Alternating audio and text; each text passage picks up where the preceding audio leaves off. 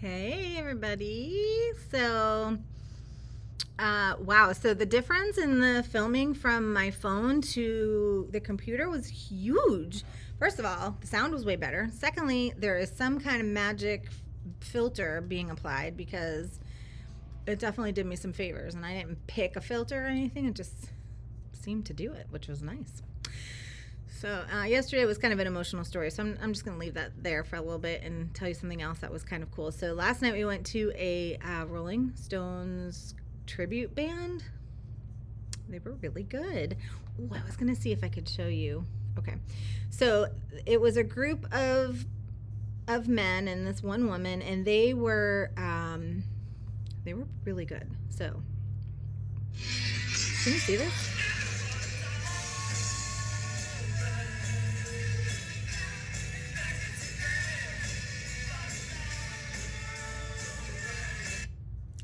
Okay, I know I was like spinning it. I'm so good at this. Anyway, the person who was playing Keith Richards was like spot on, like his face. I mean, he just looked so much like him. And there was a lot of talent in that group. But when I was watching it, I just kept thinking. First of all, I haven't been to like a concert type of thing in a really long time. And like there really is something about like watching a group of musicians like just like jam out together. That was pretty fun to watch. And it was this group of people in their 50s, 60s, possibly 70s. Some of them looked like they could have been in their 70s, just like up there living their best life. And I just couldn't stop thinking, like, okay, because it gave the bios of some of them on their website, like, so a couple of them have like professional jobs. I was like, can you imagine coming here and seeing like your foot doctor up there playing like, Keith Richards in a Rolling Stones tribute band? But they were just up there doing their thing, living their best life, and it was great. Even if like I'm not like a huge Stones fan or anything, it wasn't really the music that I listened to. I was like an 80s girl. I was like listening to Duran Duran, and like then I got into like Nine Inch Nails and that kind of stuff, and whatever. I had like a whole different whatever, but I can appreciate the music, and obviously I know like the songs, and they just did like the most popular stuff. But anyway, it was fun. What was fun was watching them just have the best time and use their talents for something amazing, like entertaining other people. It was great. I really enjoyed it way more than I thought I would, because to get me to go somewhere on a school night when I have to work the next day, I had to really want to do it.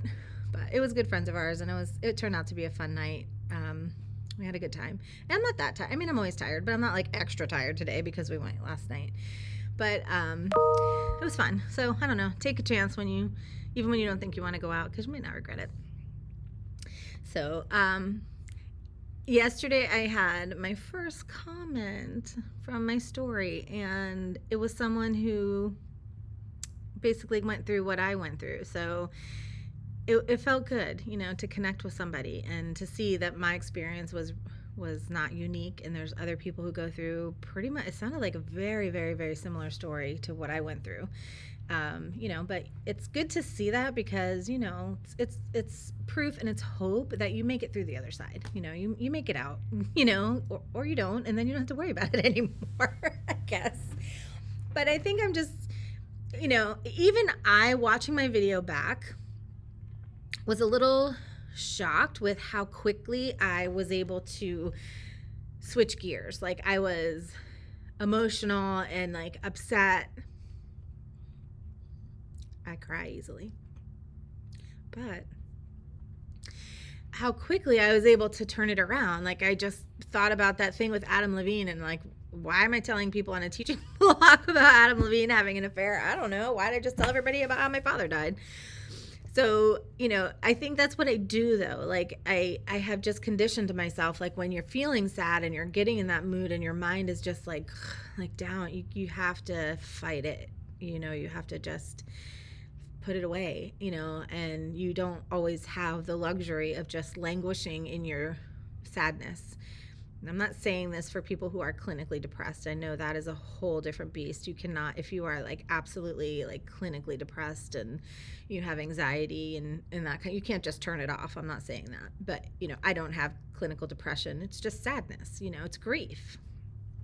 And for me, I think my coping skill is to just think of something else, and I know that sounds easy, and it's not that easy. I just, I think I've been through it so many times. When I tell you how many people I've lost, I can't. I mean, it would be a real sad video and a real long list, and I'm not going to do that to myself today. But I think that's called compartmentalizing. I could be using the wrong term. Not a psychologist.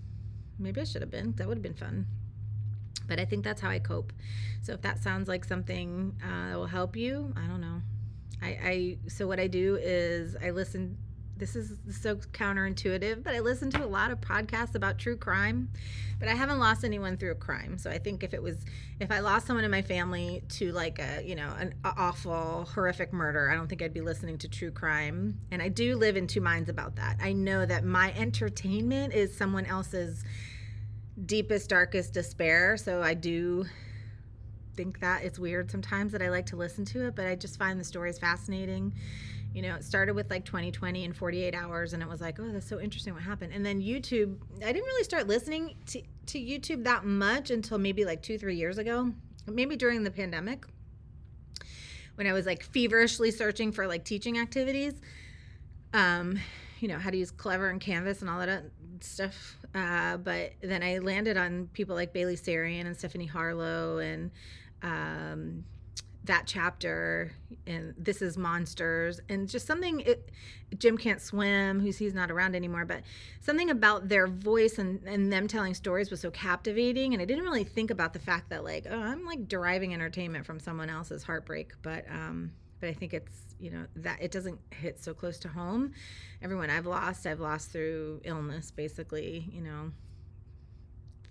fucking cancer and other things. But so I think it would be a different story. I don't even know where I was going with that, but what I was saying is that's how I distract myself. So I will go, if I'm feeling sad or lonely or whatever, or grief, then I will start looking at something else. Go on YouTube, find a video, listen to someone else talk about something. What I need to do is start organizing my house. I have so many clothes. It is ridiculous the amount of clothing I own. I don't wear 90% of it. I'm not even kidding. So I've been trying to sell it on Poshmark because a lot of it, like, it's brand new with tags, or it's stuff I've spent $80, $90 on and wore once or never wore, took the tags off and never wore it, should have returned it because it didn't fit, that kind of thing. So I'm slowly trying to sell it through Poshmark, but man, that's a process. You gotta like share your Poshmark everything's an algorithm, you gotta share your Poshmark closet 10,000 times a day and share other people's closets. So they share your closet, and then somebody might finally see your t-shirt and sell it for $12, and then you gotta pack it up and wrap it up and send it off and go to the post office, and like, is it worth it? I don't know. I mean, yes and no. I mean, I don't know. I'm thinking about it. Part of me feels like I'd just rather get the clothes out of my house and not deal with it anymore. But the other part of me is like, God, that was a lot of money that I recklessly spent on clothes. It would be nice to recoup some of it. So again, there I go, just rambling through my thoughts, but hopefully maybe I provided you some company today. And if you have anything that you would like to add to the conversation, I'd love to hear from you. And I don't know if I'll make any videos. It's a 3-day weekend. We have off for the Jewish holiday on Monday. So that's going to be nice. We may have a real crappy weather weekend because there's a hurricane hanging out there, but it's not supposed to come close, living in Florida for almost my whole life, I don't get too nervous until like the day before. And then they really know where it's going to go. And even then, like that one Maria that devastated Puerto Rico, it was like, oh, it's coming right to you, it's coming right to you. And then the thing went like, never mind, and went the opposite direction. So that one, oh my God, I was prepared. Like that one scared me. I had water in the tub. I had done the thing with the toilets. We had made ice. I put all of our personal information in big Ziploc bags with my name on it. I took pictures of it and I sent it to people. I'm like, if something happens to our house, look for this bag with this. Like, it was bad. I was really nervous for that one. Like, we even put up the shutters and everything for that one. But it didn't come to us. Now, I'm not tempting fate. I'm just saying I don't get too nervous until it gets a little bit closer.